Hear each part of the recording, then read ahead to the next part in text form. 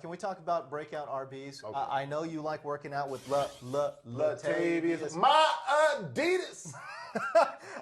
Tell us why he is going to break out next year. Well, we or saw this upcoming season. This past season, we saw in 2015, he was in the top 10 amongst running backs. And when you look at just his power and his style, this offense has really come together. I was at training camp actually for the first 3 days. There you go. And I had a chance to really watch those guys and look at how they gel. This group has really matured. I'm not just saying that because I wore the silver and black. I just sat there as a spectator, and I just watched these guys, and I'm looking at the practices. I'm looking at their drills. I'm like, you know what? He gets it. Latavius Murray is so dedicated. In fact, I was with him came off the field right after he finished his conditioning test, and you could tell that he was in better shape than he was in last year. I'm telling you that the NFL, fantasy football, they're going to be surprised when they see Latavius Murray. Forget everything that you've seen before in the past. This is a new Latavius Murray. You know, I'll tell you this. He had almost 1,300 total yards last year. He did. Just 6 touchdowns. Do you believe he can get to double-digit touchdowns? Oh, and without a doubt, he's going to get to double digits for sure. Gio Bernard also, again, had kind of an up-and-down season last year. Do you expect him to take a step forward? I do, but I do want to piggyback what Akbar was saying. I do believe that DeAndre Washington is going to be the best running back, so I agree with you there. But I will say this about Giovani Bernard. I never said that. You didn't even hear me. Let me talk to you about DeAndre Washington, really? Let me talk to you about Giovani and you're the same guy that said that about Bishop Shanky, right? I never. Or Sankey. No. Is it Sankey or Shanky? Really? It's Sankey. I said that about Rashawn Sheehy. Yeah. Okay, so get it right. Okay, that's true.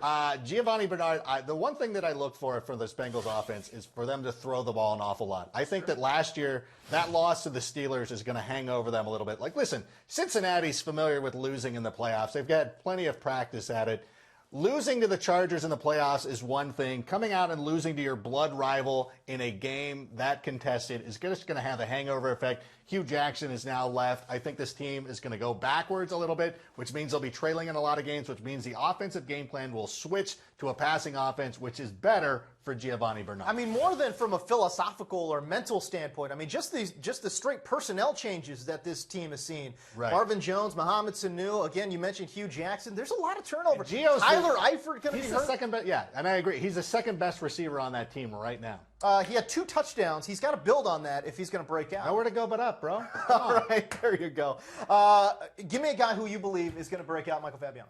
Ezekiel Elliott, and I think it's a no-brainer. This is a guy who people say it's a risk to take a rookie. I promise you, there's no risk in taking Ezekiel Elliott behind that offensive line. If you look at Cowboys running backs over the last 2 years, 32 games, they averaged combined over 14 fantasy points per game, and 2 of those guys were Darren McFadden, who was past his prime and hadn't done anything in Oakland for the previous 3 years, and Joe Randall, who's on the street right now.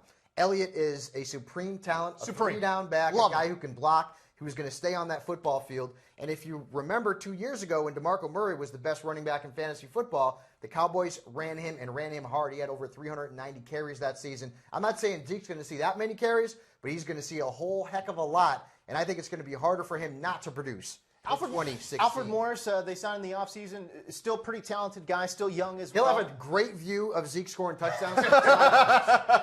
All right, very good. The only question for me is whether or not they're going to allow Zeke to rock the midriff during games.